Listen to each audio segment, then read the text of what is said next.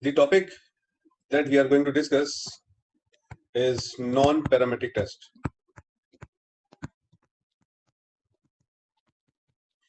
And in this workshop, so we are going to cover the 5 non-parametric tests. Number 1 is chi-square test, which I already discussed. So today I will not discuss the chi-square test. The second test which we are going to discuss is Mann-Whitney. Mann-Whitney test. And third test is Wilcoxon test. The fourth test which we are going to discuss today is Kruskal-Wallis test. And the fifth test that we are going to discuss is Friedman-ANOVA.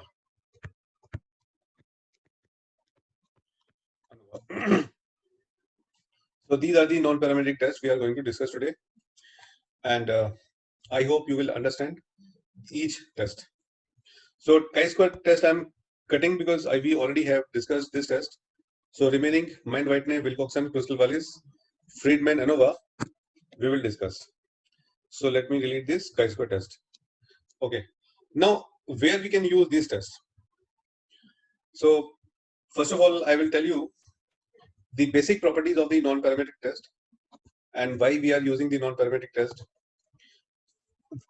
Non-parametric tests are used, number 1, when sample size is less than 30. When your sample size is less than 30. So when your sample size is less than 30, so you have no other option other than non-parametric test. So you can apply non-parametric test. Number 2, you are having a problem of normality.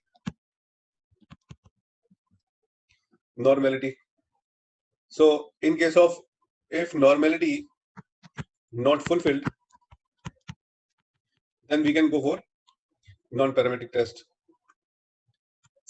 Third, sometimes you know that in independent t-test and ANOVA test, we are having the condition of homogeneity of variance. If the variance of two samples are not equal, then we may also come to the non-parametric test. But homogeneity of variance is not a sound condition. The condition is that your sample size should be less than 30. The condition number 1, the condition number 2 are the main reasons of coming down or shifting to the non-parametric test. So what happens in most of the experimental designs, especially in medical science? So you know that the number of patients who are suffering from cancer, the number of patients who are suffering from chronic diseases are not found in abundant, very rare. So it is very, very difficult to collect the sample size, large sample size. So we have limitation of the sample size, and with this limitation, the non-parametric tests are very popular. Okay, so we are going to discuss the conditions of the 4 tests which I explained you. So we are having the 2 tests here, t-test and the ANOVA test, right? So there are 2 tests of difference. One is called t-test and second test is called test of ANOVA. And t-test is having 2 conditions. Similarly, ANOVA is also having 2 conditions.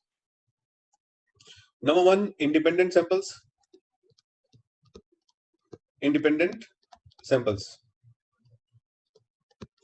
Suppose we want to compare male and female, and we want to compare some other independent samples, right? So in case of independent samples, we go for independent sample t-test. But here, we can apply Mann-Whitney test. When the sample size is less than 30, then we can go for Mann-Whitney test. So we can say that Mann-Whitney test is the substitute of independent sample t-test. Mann-Whitney is the substitute of non-parametric substitute of independent sample t-test. Similarly, in second case, we are having the paired sample t-test. So another test we are having the paired sample t-test. And in case if you are having the sample size less than 30, the substitute is Wilcoxon test. So Wilcoxon test we can apply when we want to shift to the non-parametric substitute of paired sample t-test.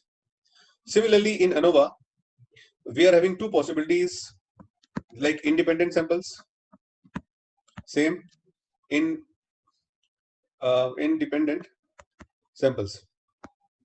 Like we discussed the pollution of, if we want to compare the pollution of 3 cities, 4 cities on different days, this is all the cities are independent. And sometimes we are also having the case of related samples. Related samples means when your samples are same and you are collecting the different feedback from same group. In independent sample, the groups are different and independent. In related samples, the group is same and you are collecting the data from the same group, different data set from the same group. So the substitute of independent samples is Kruskal-Wallis, and the substitute of related samples when you are having more than 3 feedback, 4 feedback, then we apply Friedman ANOVA. So this table you should not forget. So when to apply Wilcoxon, when to apply Mann-Whitney, when to apply Kruskal and Friedman ANOVA. So this table will give you guidance that where which test is required. So here one thing I'm telling you, independent sample means samples are different, male, female, MBA, BTech, right? Marketing department, finance department, or education department, science department. So all these samples are different. So different means independent samples. When you are having 2 different samples, go for Mann-Whitney. When you are having 3 or more than 3 independent samples, go for Kruskal-Wallis. Similarly, when the sample is same, but you are having 2 responses, like in paired, we collected pre and post. So pre and post is very simple example of paired sample t-test. So the non-parametric substitute of paired sample t-test is called Wilcoxon test. And when you are having 3 or more than 3 responses from the same group, you can go for Friedman ANOVA. So I'm going to explain you the concept of all the tests, and the common thread in all the 4 tests is the rank. All the tests are based on the rank. So I will show you the game of rank in Mann-Whitney, and after that we can understand the same game in all other examples, all other tests. Now you may be thinking that how the rank can be important, how the rank are important in doing all these tests, right? So I say it is very important because in non-parametric test, the rank is very important. Most of the tests are actually based on rank. So how these tests are based on rank? Let's see. So I hope there is no problem in all these tests. So as I said, we are having 4 different conditions, and we want to compare the different samples, right? Whether they are different or not. So all the 4 tests are coming in the area of. So let me actually write this: the test of difference. So all the tests are related to the test of difference. Okay, so let me move to the next slide. Now I'm giving you one example, and this example will help you in understanding the concept of rank. Suppose there are 5 patients, 1, 2, 3, 4, 5, and 6, 7, 8, 9, 10. So I am taking 2 different groups. This group is my experiment group, and this group is my control group. Because in experimentation, you have different groups, mainly 2 groups, one control group and one experimental group. And this group E is provided a medicine, and this group C provided a glucose, right? So that we can find out whether the medicine is better than glucose or not. So there are 2 groups. One is experimental group, where you are doing the experiment, you are providing the medicine to them, and the second group is a control group, just to find out the comparison. So we can compare the results of experimental group to the control group to find out the difference. Now this is the day 1, and this is the day 2. So we are taking the measurement of day 1 and day 2. and the measurement is about some, like you can say it is a fever, blood pressure, whatever be. So some values we are having, like so as hypothetically, I'm just giving you one example. So let's assume that we are measuring their temperature and want to know that whether the medicine is successfully decrease the temperature of the human body or not. So the temperature here is suppose let's say 98, 99, 102, 102 and 100. So this is the temperature of the different patients on the day one. And here we are having the 99, 100, 101, 100 and 98. So we measure the temperature of both the groups. And after some time, maybe after 5 days or 7 days, we are going to measure the temperature of the body, right? So we assume that if the medicine is effective, the temperature will come down. If the medicine is not effective, the temperature remains same. So with this assumption, we measure the temperature in day 2, after 2 days or after 3 days, whatever you assume.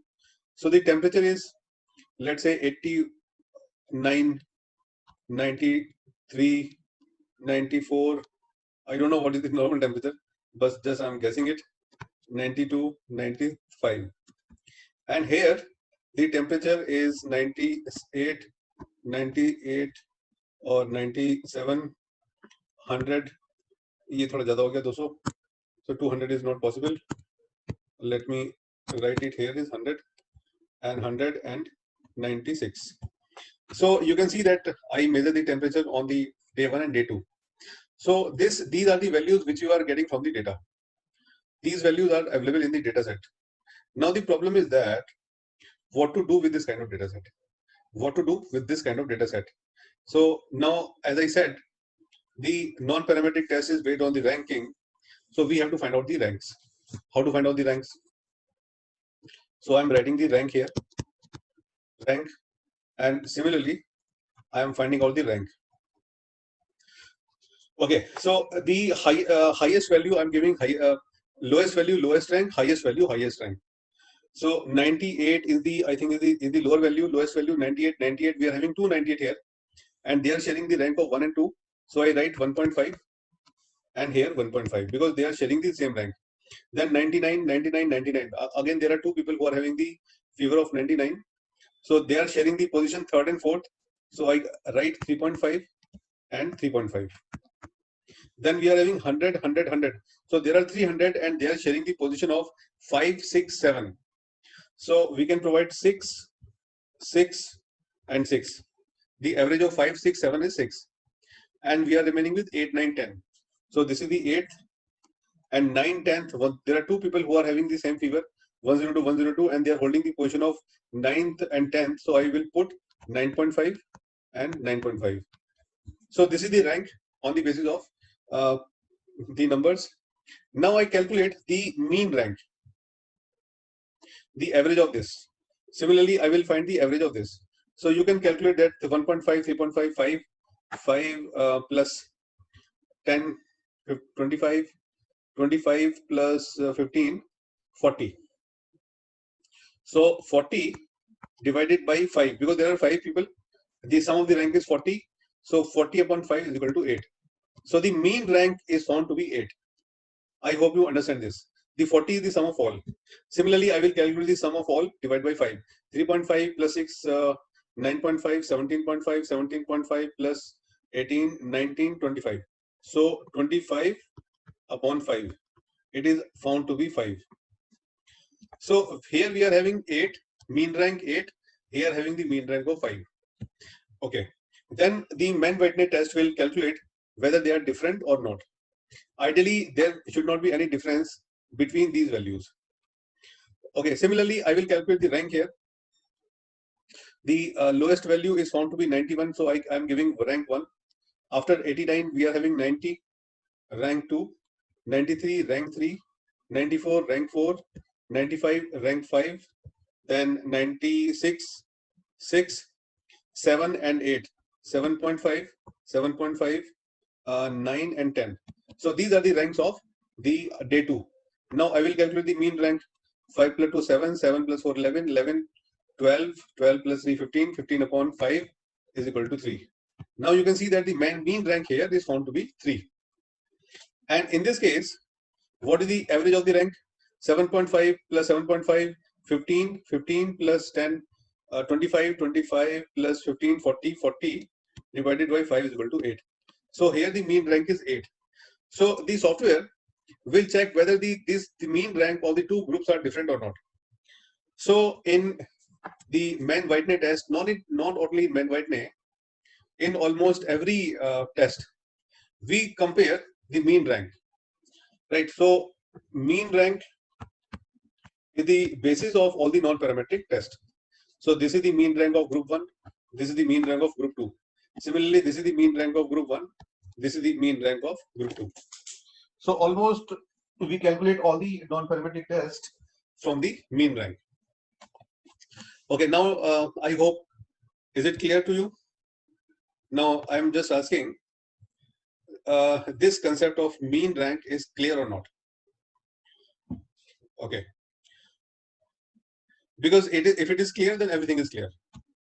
If it is clear to you, then everything is clear. Great. Great. So now I'm showing you the concept of Mann-Whitney first. Let me open the SPSS file. And first of all, I will show you the Mann-Whitney test, which is calculated on the basis of the mean rank. So let me share you the SPSS file. Okay. Now we are having SPSS file, and I already shared my data with you. So here, first of all, I am going to the Mann-Whitney folder, and let me open this. Okay. Now, what happens in this case? The medicine and placebo case is there. So there are 6 and 6 patients in the group number 1 and group number 2. In group number 1, we are having 6 patients. In group number 2, we are also have 6 patients. The patient number of groups, number of people in different groups may be different here. So let me take this another person, and here I'm saying it is 26, and on Sunday it is 21. Let's say I added one number just to show that we are having the unequal number of members in the groups. Now in first group we are having 6 members, and in second group we are having 7 members, right? Okay, so I want to check. This case can be expressed like this: O1 and O2, then X, and then O3, and then do nothing, O4. So this is called, and we also say R. So this is an experimental design, and this experimental design is saying you that initially the 2 samples are selected randomly. This is called randomization. Randomization means initially both the groups are selected in such a way that O1 should be equal to O2. Because initially, you can understand this. Initially, group number 1 and group number 2 should not be different. Otherwise, you will get the biased result. So initially, you are taking the same group, similar type of group. In first group, you provide a medicine. Axis is called medicine, and it is a just kind of experimentation. So you provide medicine to the first group, and then take the measurement O3. O3 is the measurement. O1 and O2 is the measurement. So all the values are measurement. So this is O1 and this is O2. This is O3 and this is O4. So here we want that O3 should not be equal to O4. Why? Because we want to prove that this medicine bring a significant difference between the two. Right. So this is the concept of Mann-Whitney test. And first of all, I'm showing you how to run it. So go to analyze, go to non-parametric test, and we are having the 2 independent sample case. This is the case number 1. Case number 1 means we want to check the independent samples between the 2 groups. And here, first I want to check whether on Monday both are same or not. So you can see that I just did it by default. Click on the Mann-Whitney mu, and in option we are going to the descriptive, So just okay, this and okay, here grouping variable is treatment. Grouping variable means the experimental group and the control group. So one here is my control experimental group and two here is my experimental group. So just this command I have to provide to the software and click OK. Now you can see that the average rank of the medicine group, where we are having the 6 patients, is 5.33, and the average mean rank of the second group, placebo group, where we are having the 7 people, is 8.43. Now the question is that can we say both the mean ranks are equal? So here we have to check the probability value. So here the probability value is saying 147. The probability value is found to be 0.147. This indicates that all the groups are same. So let me explain you again. So what we did in this example. So I just checked here that whether my observed value of one group is equal to observed value of second group. This is the null hypothesis of Mann-Whitney. So this is observation from the group number 1 and O2 is the observation of group number 2. And we are assuming that the observation is equal to observation 2. Now check the probability value. So here Mann-Whitney value is found to be 11 and with the probability value is 0.147. And because the p-value is more than 0.05, so null hypothesis cannot be rejected. Null hypothesis cannot be rejected. So this is the conclusion we can draw from here. So what is the conclusion? Conclusion that initially both the groups are same. Initially both the groups are same. Okay, so I hope you clear on this. Initially both the groups are same. Now I want to check what happens after taking the medicine. What happens after taking the medicine? So go to the analyze and non-parametric test, legacy, same sample. Now we want to compare the measurement on Saturday.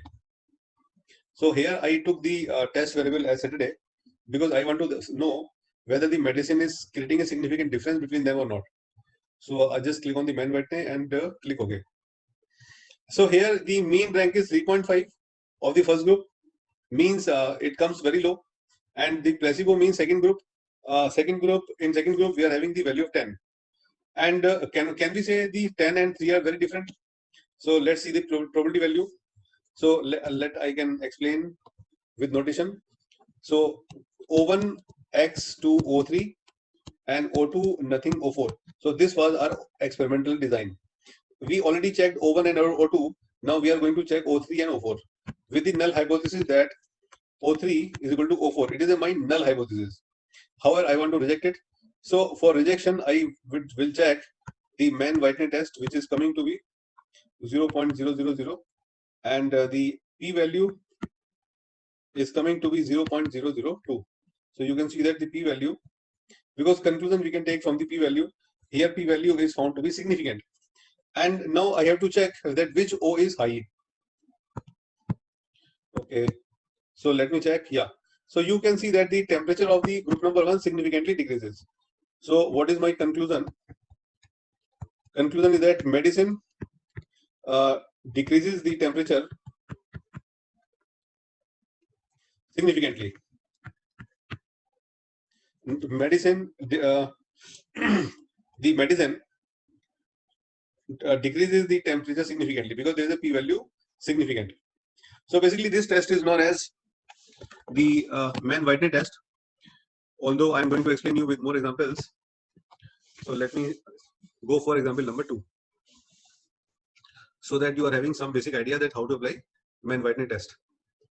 Okay, so let's move to the data, and I'm taking this example Mann-Whitney test.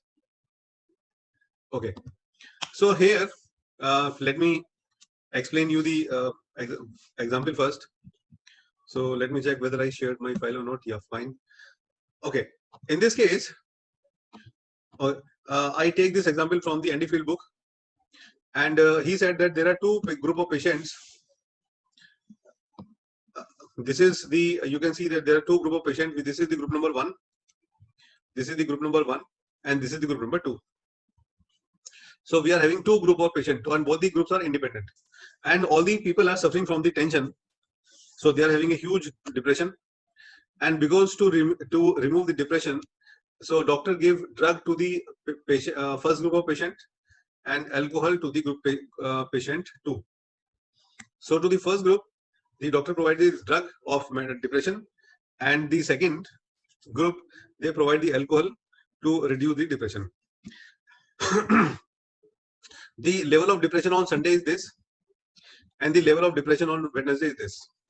So we want to know that whether which medicine is more effective in reducing the depression. So let's move to the analyze and a non-parametric test, legacy dialogue, and we are going to apply 2 independent sample sets. Sunday I will send on this Sunday and Wednesday. Drug is my grouping variable, where 1 means the drug and 2 means the alcohol. After that, I just click OK, and let me click on this also, descriptives, continue, and OK. Now we have to find out what is the mean rank on Sunday. So initially the mean rank was 11.95 and 9.05. It means they seems to be equal. Similarly, in case of Wednesday, means after 3 days, the rank of drug is 15.3110 and alcohol is 5.90. So we want to check whether they are significant or not. Can we say 11.95 and 9.05 are significant? Answer is no. P-value is coming to be 0.0269. So when this probability value is more than 0.05, we can say that on Sunday, there is no difference between the tension in both the groups. Similarly, after Wednesday, I find out the p-value is highly significant, and in this case, the mean rank of first group is only 4, and second group is only 59. So in Sunday, it is found that the alcohol is more effective in reducing the depression as compared to the drug, because you can see that the mean rank of alcohol reduces significantly from 90 to 59, and this increases, it is 151. So we can say there is a significant effect on the depression by the alcohol as compared to medicine. So this example is also known as Mann-Whitney example, and this example is just a substitute of the non-parametric test. And after this, I'm going to the second test, that is called Wilcoxon test. Okay, now give your understanding whether you are getting it or not. All the tests are analyzed with the help of p-value, so that is not a problem. And if the mean rank is low, it means the value of the observation is low. Like suppose your dependent variable is performance. So low mean rank means low performance. High mean rank means high performance. So this is the value you can understand. Mean rank. So we are measuring the rank, not the. Okay. Let me explain you once again. Same example I am taking. Okay, so let some other example. Take some other example. SPSS. So I'm going to open the SPSS with some new file, and let's try to interpret that.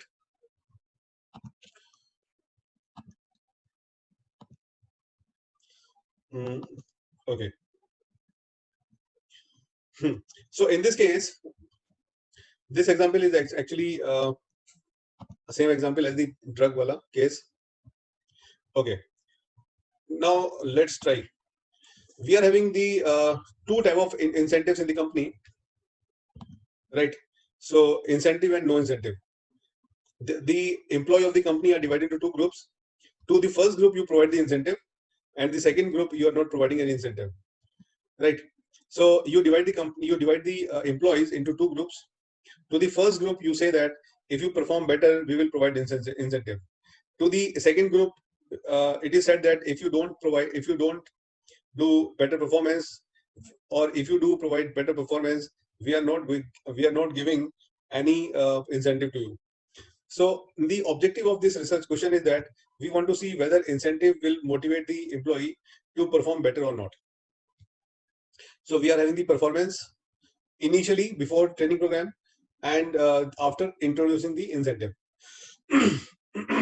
This research question can be written as I'm writing here, the employee 1 and employee 2, and initially they should be same. Initially they should be same. I hope you understand why. Because if they are initially same, then we can say that the experiment is having a significant impact on their performance. So employee 1, you introduce incentives to increase the performance and the check performance, and here you are not offering nothing, and check their performance. So what is the objective here? There are two things you have to prove, that initially this E1 should be equal to E2, means initially their performance is same, but after introducing the incentives, the performance of first group should be greater than performance of second group. So with this we are going to prove here.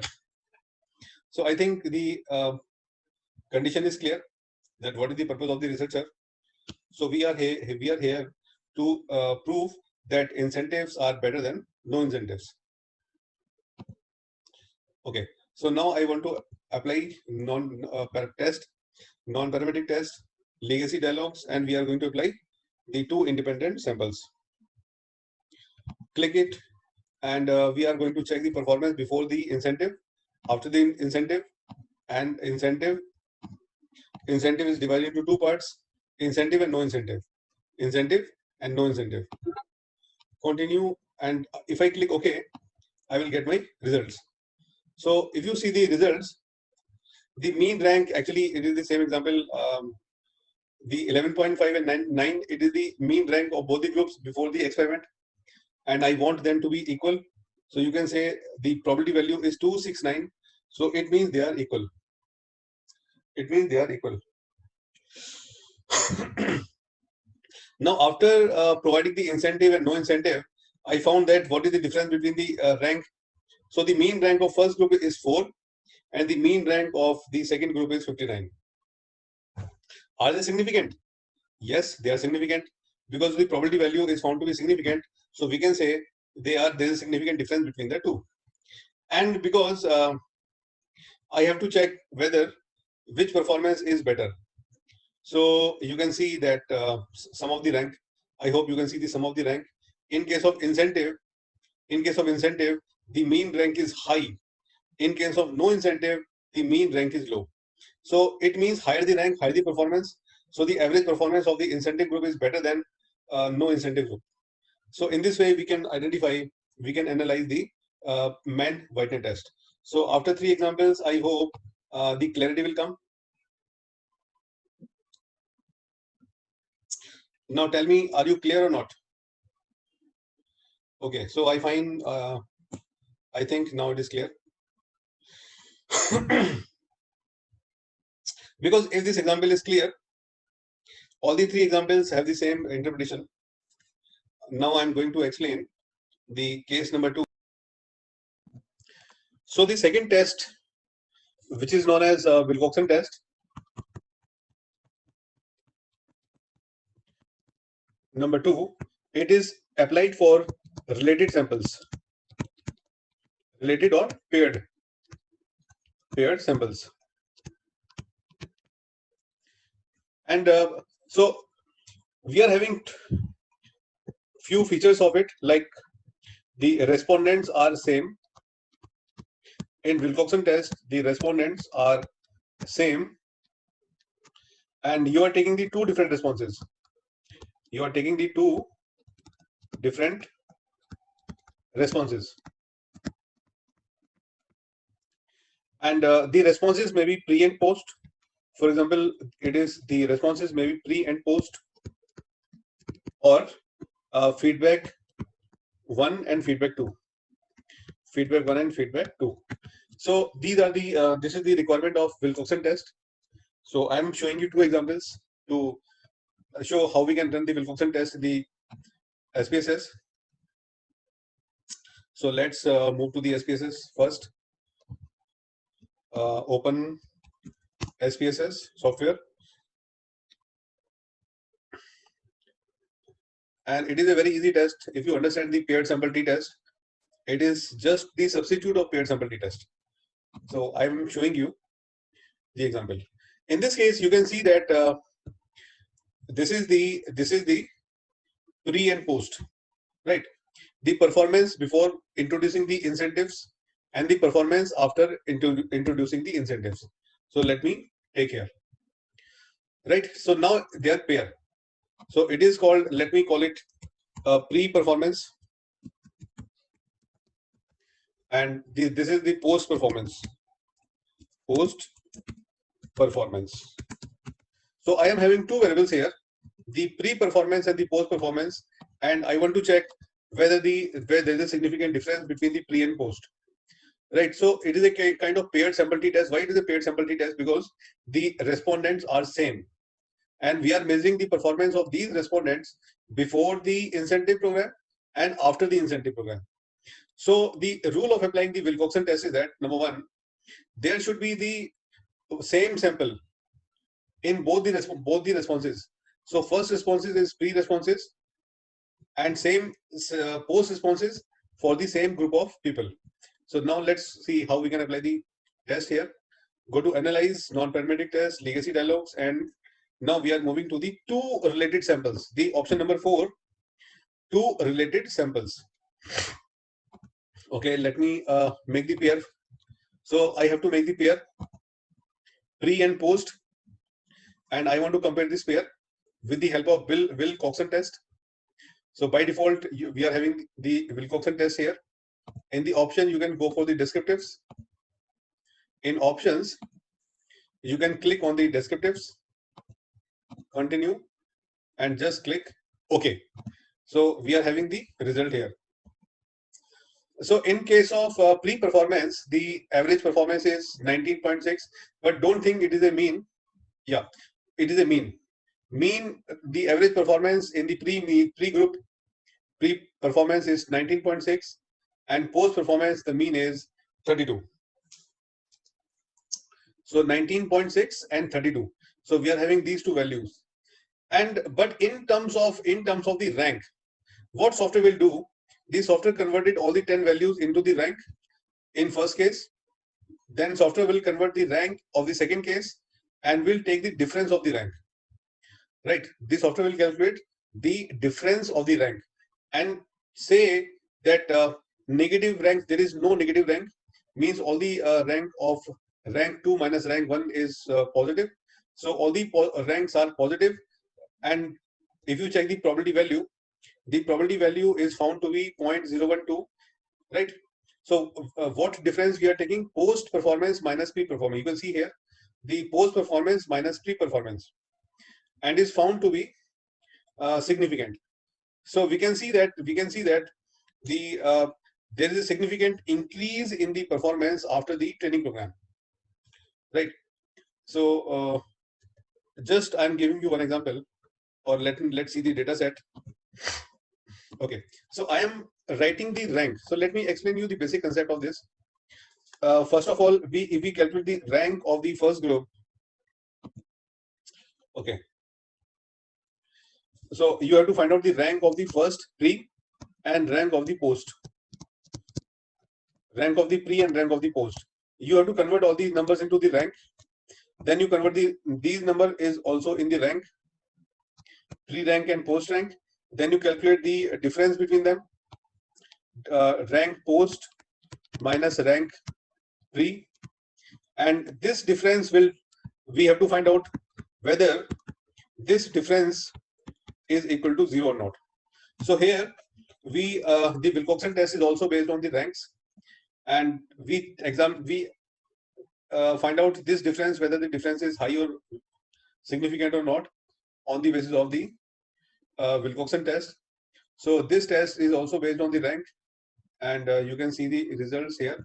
I'm applying once more, analyze the non-parametric test, legacy dialogues, and two related samples, and I make the pair of the two variables, and just go see the descriptives, and just go for the test. So here the mean rank. Okay, you just see this value.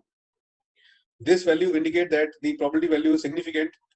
So on the basis of this probability value, we can say that there is a significant difference in the performance. The null hypothesis here that there is no significant difference between the two different responses. So on the basis of the probability value, we can reject the null hypothesis. It means there is a significant difference in the ranks, and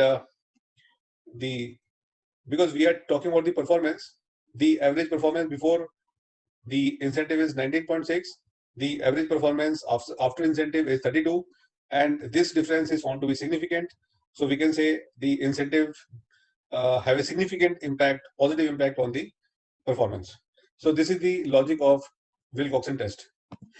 Now the same test we can apply for Kruskal-Wallis and Friedman-ANOVA. So first I will show you one more example of the Wilcoxon test. So I have a data set for Wilcoxon test, and let me apply the Wilcoxon test here. So this is the data set. You can think like that.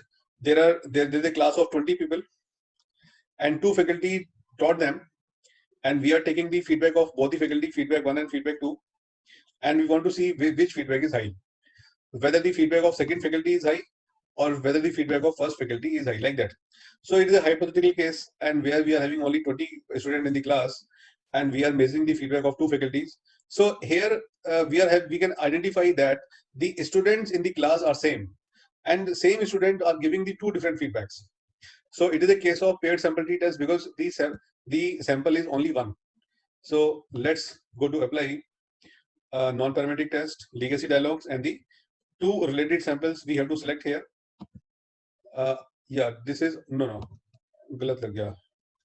So analyze non-parametric legacy dialogue, 2 related samples, and these 2 related samples are feedback 1 and feedback 2, and just click on the options, descriptive, continue. Okay, now you can see that the feedback 1 is low, 17.4, and the feedback 2 is high, 21.5. Can we say these two are different? These two are significantly different. So we have to check the probability value, and probability value saying that by taking the difference of the rank, we p value is found to be 0.002. So we can say with the conclusion is that the average feedback of the faculty 2 is significantly higher than the average feedback of the faculty 1. So I hope after that you understand that what is the Wilcoxon test, and it is again based on the ranks. So after understanding the Wilcoxon test, now let's move to the third test, Kruskal-Wallis test. And if you remember, the Kruskal-Wallis test we are having applied as a substitute of ANOVA, and just I'm showing you the difference between Kruskal-Wallis and Friedman-ANOVA. So there are 2 tests for which are substitute of the ANOVA. So these are so first you have to understand that substitute of ANOVA, non-parametric. So it is a non-parametric substitute of ANOVA, and the condition is that the sample size is very low, less than 30. Non-parametric substitute of ANOVA. So we are having 2 cases here again. One is the different samples. So let's call it different samples, and we also call them independent samples. Independent samples like different cities, and similarly we are having the case of same samples, or let me write the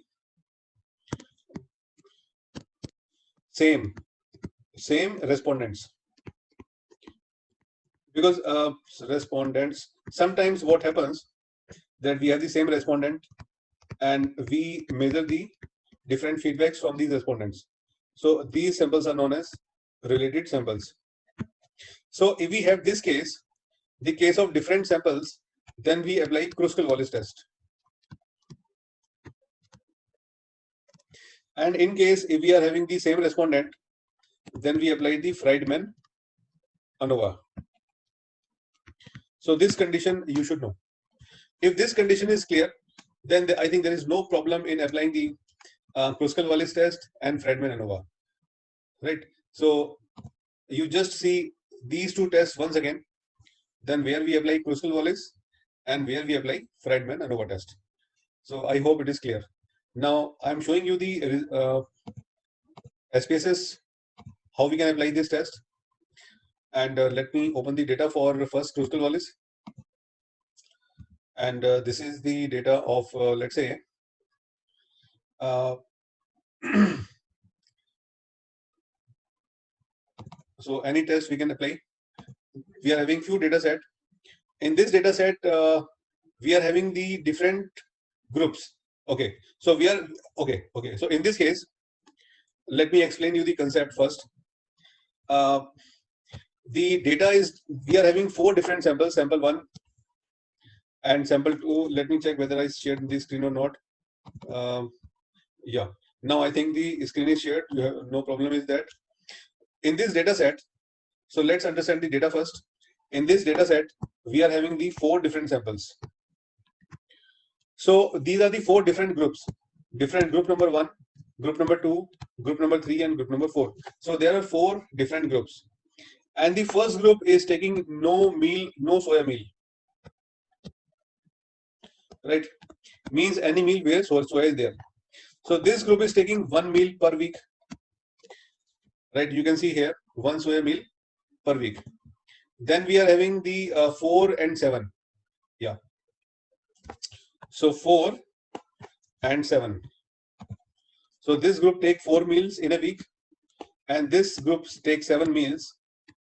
All the meals are related to the soya, and we want to check whether the weight gain. Right.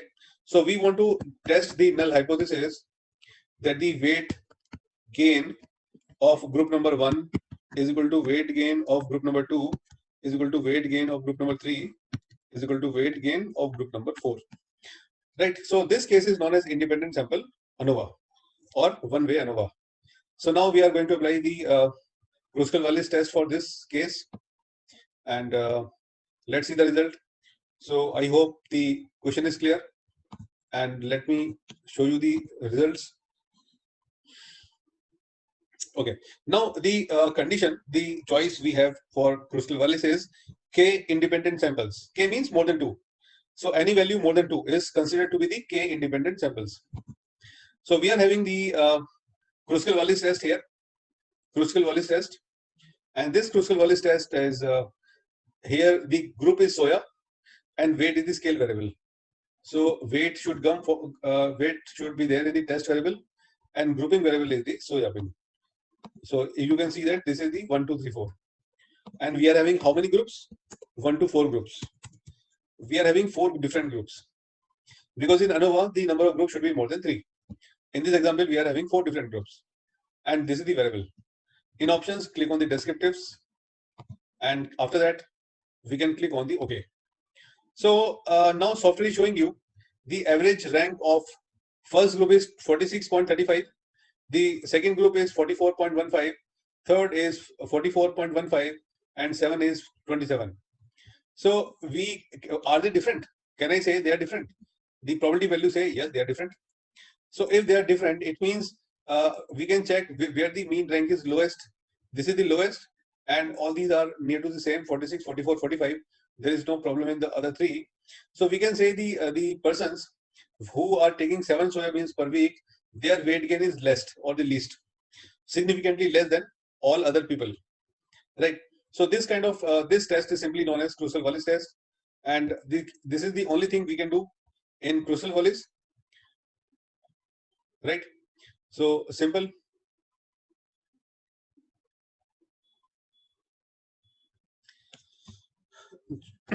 Now let me show you some other test.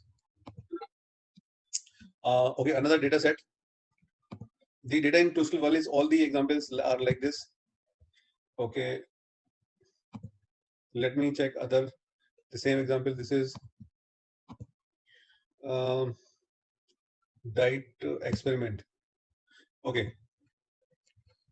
But in this case, we should not apply the Kruskal-Wallis test because there are only two groups. Yeah, it is wrong example.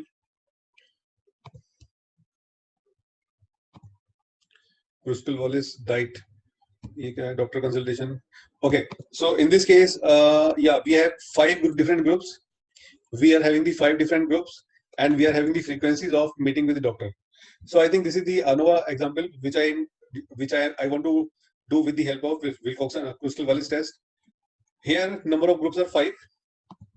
So how many groups are there? We are having the 5 groups, and the dependent variable is how many times they consulted the doctor. So let's see the result of Kruskal-Wallis test. This is K independent samples, and this comes in the test variable.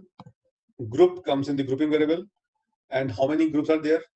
So we are having the how many groups? 5 groups. So group number 1 to group number 5. Just apply OK, and we can check here. Yeah, difference is found to be significant. So who is spending more time with the doctors? The mean rank of the 4th group is the highest, and this is second highest, and this is the equal. So we can say the income, if the income level is 15 to 25, so they are visiting the doctor frequently, and those who are having the income of more than 20 lakhs, so they have the highest frequency of meeting with the doctor. So this is the answer. And Kruskal-Wallis test, you know how it is very easy. Only thing is that where we should apply, this is the most important. In all these tests, the most important thing is that where to apply which test. Okay. Post hoc test we cannot apply, we cannot do in Kruskal-Wallis. This is the limitation of non-parametric test. The post hoc test we cannot apply. We can only find out whether there is a significant difference or not. So in this case, the null hypothesis is that the average frequency of different categories for meeting with the doctor are equal, because ANOVA we compare the average, right? And the mean rank is found to be different, and the problem the p value is found to be less than 0.05, and null hypothesis cannot be accepted. That's why we conclude that the average consultation frequency of consultation of different group of people are different, and it is found that the higher is the income of the people, frequency of meeting with the doctor is also high. So in this case, I hope you understand what is the meaning of Kruskal-Wallis. So Kruskal-Wallis is something, it is just like a one-way ANOVA, and wherever you can apply one-way ANOVA with independent groups, you can apply the Kruskal-Wallis as a non-parametric substitute of one-way ANOVA. Now I am showing you the 4th test, which is called the Friedman ANOVA test. So what happens in Friedman ANOVA test? If you see the data set, you can understand it. In Friedman ANOVA, yeah. So let me show this example. Okay. Now the same company, right? The same company try to selling the product in different sources. The same company, right? The company is one, and these are the different weeks. And in the different weeks, this is the sales in the online, this is the sales in the offline, and this is the sales through exports. And we want to know whether the same product is different, we are selling different, or the sales are different in different modes or not. So here, because we are taking the frequency from the same product, and the data is available. So at the same point of time, we are collecting the data set, the same point of time, but in the 3 different methods. In the 3 different methods. Like if I open another data set, like in this case, so one teacher here, you can see one teacher, or there are 3 teachers.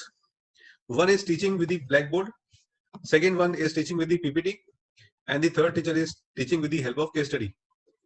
And these are the feedback of the same 15 students. towards different teaching methods, right? The example is very clear. Here the 15 students are same in all the feedback. So same student is giving you 3 different feedbacks. The same student is giving you 3 type of feedback: Blackboard, PPT, and case study. And we want to know that where the feedback is high. So it is a case of repeated sample t-test. Repeated sample because the sample is same. We are just repeating the responses. So in this case, we can apply Friedman ANOVA, and the test is also very easy. Here we are going to apply the K related samples. If you can see in the output, we are going to apply the K related samples. Okay, let's see once more the K related samples. Okay, result K related samples. So all the cases you have to send here, because then if you are having 2 variables, you can make the pair of 2 variables. So here we are making the pair of 3 variables, and the name of test we are going to apply is Friedman ANOVA, and just click OK. So the mean rank of Blackboard is 1.93, the mean rank of PPT is 1.17, and the mean rank of case study is 3. So we can say that the case study method is the best method as compared to PPT and Blackboard, because its mean rank is highest, and it is also significant. It is significant. The Friedman ANOVA say that the difference is significant. Let me check. Yeah. Just see the results. In this case, the mean rank of Blackboard is 1.83. The average mean rank of PPT is 1.17. The mean rank of case study is 3. And the null hypothesis is that the mean rank of all the methods are same. But probability value indicate that it is less than 0.05. The probability value is 0.000. And you know that whenever the probability value is less than 0.05, we always reject the null hypothesis. And here also we reject the null hypothesis. So we can write the null hypothesis here: the average rank, then the mean rank of Blackboard is equal to the mean rank of PPT, and equal to the mean rank of case study. But probability value you have to check if it is less than 0.05, which is exactly there in the data set. So null hypothesis can be rejected. So in this way, the answer is very simple. You just find out the probability value and can check whether we should accept the null hypothesis or reject the null hypothesis, right? So this is the case of non-parametric test.